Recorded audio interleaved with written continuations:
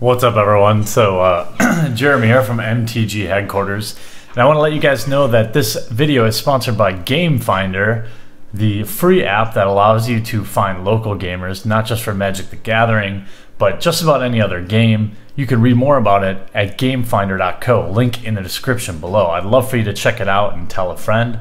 This is our app, community funded, so we definitely need you guys. Over 15,000 users already, though. So anyway, let's get to today's topic.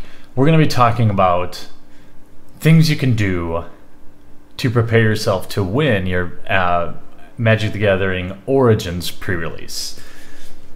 So I signed up last night for a midnight release. I actually ended up signing up at a place called Through the Decades here in Louisville, Kentucky. If you go there, I'll be there at midnight. So if you catch me there, you should stop by and say hi. I was going to check out Bluegrass, but I really wanted to pre-register, and they weren't doing a pre-registry. I hate standing in line, and that's for another day. But it really got me thinking about some of the things that I do to prepare myself for pre-release.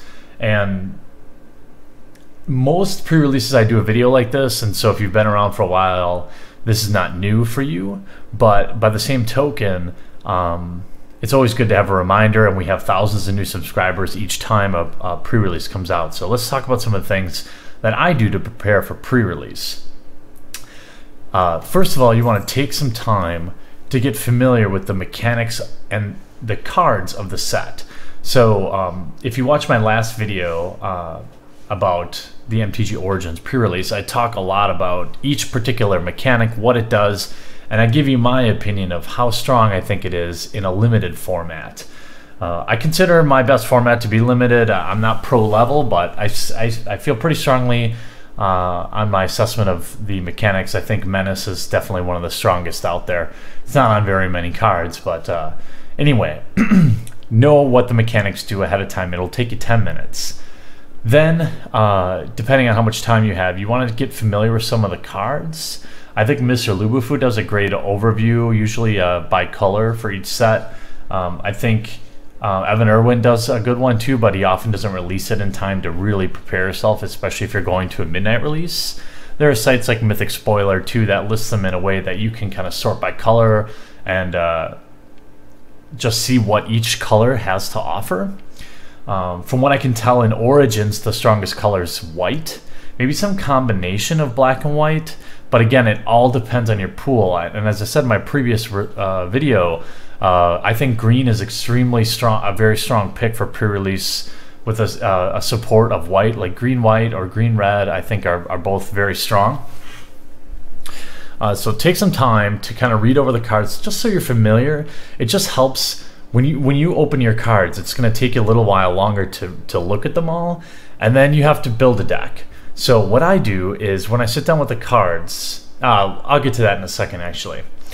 So before you ever go. So then what I try to do, I know this seems crazy to say, but I try to eat a healthy dinner, not like Taco Bell or junk food or something like that.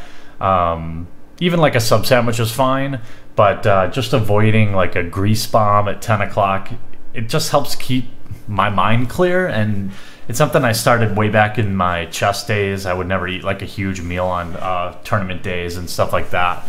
And I don't know if there's any science to it, but my old chess coach used to say, that you didn't want to fill up your belly and have all your body's blood directed there to help digest or whatever. I mean, that could be complete hokum, but maybe it's a superstition, but eating healthy always makes you feel better anyway. I try to make sure and get some sleep. If you're going to a midnight release, for example, today is Thursday, July 9th, and I have pre-release tomorrow night at midnight. So what I'm going to do is I'm going to try to stay up till like 3 in the morning tonight, and then sleep in till like noon or 1 tomorrow. I know not everyone can do that, but because the pre-release here is going to end up going till 6 a.m. and you really don't want to. I mean, you have all these new cards to contend with, new mechanics. Pre-release is kind of chaotic. You really don't want to be making mistakes and misplays. So you want to be as rested as possible, as reasonably possible. Now, if you're going to like a Saturday or Sunday, then you don't have to change much. Then again, most people usually I'll run it back. I'll go to a midnight release till 6 in the morning and then try to go right back to the noon one later that day. And I just throw all these rules out the window. But if you can, try to get some sleep, eat a healthy dinner. And, hey, I wish I didn't have to say this, but take a shower and put on a belt, please. I don't want to hear I don't have time for a shower. There's 100, when you have 100 sweaty people in a room for 6 or 7 hours, do everyone else a favor, take a shower, put on some deodorant, and put a belt on. I'm not saying you don't have to wear a 3-piece suit, but just clean yourself up a little bit. I mean, I'm guilty of it too. I mean, like, look, I'm a kind of a grungy, bearded Magic player too, but, be clean, look good, dress to impress. But then another thing I like to do is pre-sleeve my lands. So if you have time and you have the extra sleeves, sleeving maybe 10 or 11 of each color land will save you a ton of time at the pre-release for a couple of reasons. One, oftentimes there's a huge logjam around the available land areas, and you can waste valuable deck building time waiting to grab lands, which is like the worst use of your time, right? When limited deck building time. And you don't have to worry about it. It's just sitting right there, and then you don't have to sleeve the lands either, which takes time, right? So I just sleeve a little bit of everyone, and then that way I know I have my lands. I can focus completely on deck building, and you'd be surprised what an extra 5 minutes of deck building time over your competition is really going to do to your deck, especially in round one.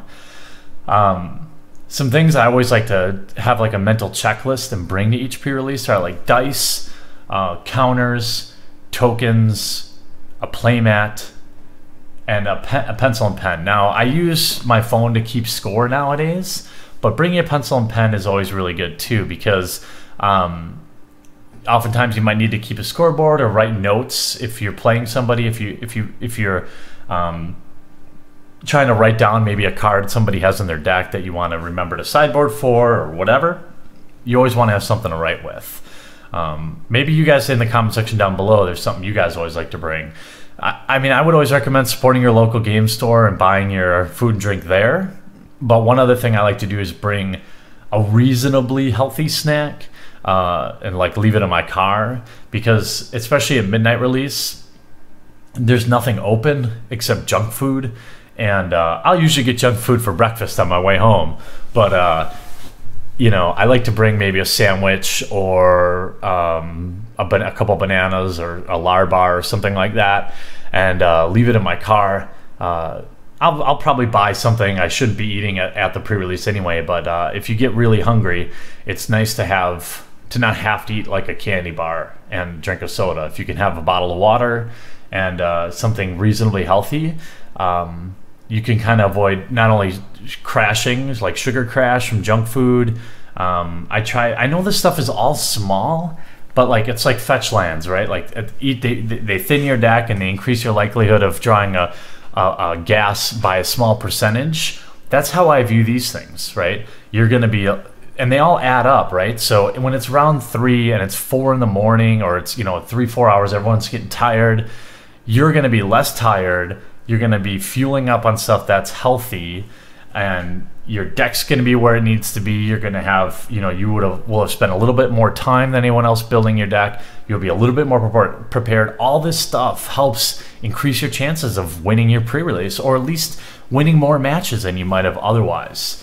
Some of the things too, like, so when you get your cards there, what I like to do is I don't spend all day looking at the cards. So you open your packs right away, sort them by color.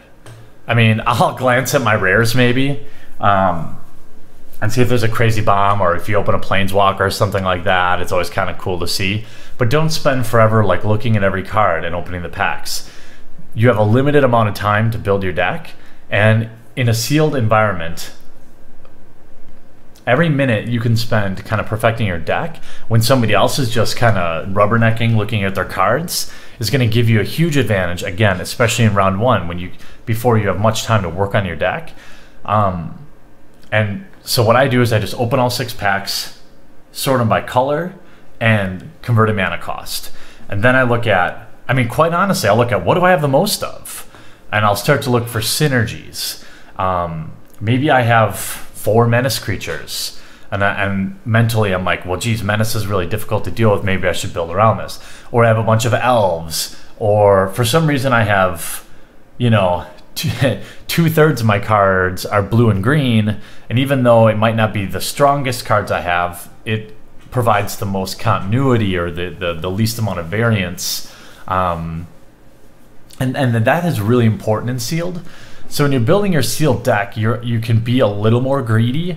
I try to build on the bombier side.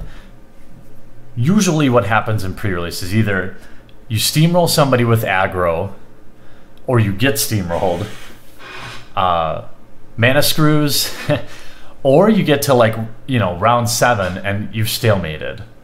And that happens a lot in pre-release. So normally I like a nice, like, low curve, and you still want to have low curve items in your sealed deck. But I think it's a little more okay to be greedy, maybe to splash that 7-drop that is a bomb, or a 6-drop, or, you know, have a few extra 5-drops. You don't want to have too many bombs because you could just get overrun early. But I think it's okay to side on the, or to err on the side of bombs to help get you out of that stalemate late game. And that's also why I also more heavily weigh, when I'm building my deck, I heavily weigh things like Death Touch or Evasion. You know, a 2/1 flyer is always better than a 3/2 on the ground, in my opinion, especially in sealed. Really in most limited formats, I think that's going to be true. But when I'm playing sealed, I'm playing flyers, I'm playing unblockables, I'm playing Death Touches, I'm playing cards that have pump abilities, I'm playing, you know, tricks, things like that. Because, you know, everyone's going to have a ton of creatures and everyone's going to have a ton of removal. So you can't put all of your eggs in one basket. So you have to have a lot of ways to get damage through. So, you know, a 3/3 on the ground is great, because, but I'd rather have a 2/2 flyer, in my opinion. You know, maybe, I mean, both would be okay too, but they're ideal, you know, in most cases they're going to cost probably like the same amount. Like a 3/3 flyer for, or a 2/2 flyer for 3, or a 3/3 ground creature for 3 or 4. The 3/3 for 3 is actually pretty good. So it might be a 3/2. But these are some things I try to keep in mind. So things you can do before pre-release, and then things you can do when you sit down. So you'll be mentally prepared, you'll be rested, you will know what the cards do, and you'll have more time than anyone else to build your deck. I mean, what I'm talking about here is 45 minutes to an hour before pre-release of preparation. And then just coming in, sitting down, and playing you know, sitting down and getting to work. Deck building is the most important time of pre-release, in my opinion. And then the other thing, you know, what I want to leave you with, a parting idea is, you know, just remember, you win if you have fun, if you make some friends, or if you make memories, right? This is pre-release. This is not a highly competitive event. Sure, there's some people there that take it very seriously, but that's not the intention of it. If you're new or returning to the game, don't be afraid to make mistakes. You're going to make them, and I've made plenty of mistakes too, especially a pre-release with new mechanics, and people are always understanding. And, or okay, maybe they're not understanding, but so what? You get on with your day, and the most important thing is the game and the community. And you know, it's not all about winning, but obviously these videos are geared to helping you win. But really, in terms of winning a sealed event, I mean, an overwhelming percentage of your chance to win is going to come from your luck of the pool. So you might just open a crap pool and all this stuff's going to go out the window, and you're going to go 1-3, and you're not going to have any chance at all to win. There's going to be a pre-release that I go to that I open my pool and I'm like, there's no way I'm doing any better than 2-2. And I try to flip my mindset then in those events, and I try to make friends and kind of just have fun and maybe do some trading and things like that. So remember, there's more to pre-release than just winning. If you're holding back on coming back, pre-release is the best time for returning players to come play, because a lot of people are on a real level playing field. I hope to see you guys out at pre-release. I wish you guys great luck and I hope you have a great time. I'll continue to try to prepare you guys on my Facebook page or via Twitter at MTG Headquarters, so make sure you follow there, and we can all hang out on pre-release night whether or not we're in the same area. So thanks for watching this video, guys, and we'll talk to you again real soon. Hope you enjoyed the video, and if you haven't already, check out some of our most popular playlists, from MTG vlogs, sick gameplay videos, new product breaks, and some insane vintage openings. I upload 3 to 4 new Magic the Gathering videos every week, so if you haven't already, please take a moment to crush that subscribe button to join one of the fastest growing Magic the Gathering channels on YouTube. Talk to you later.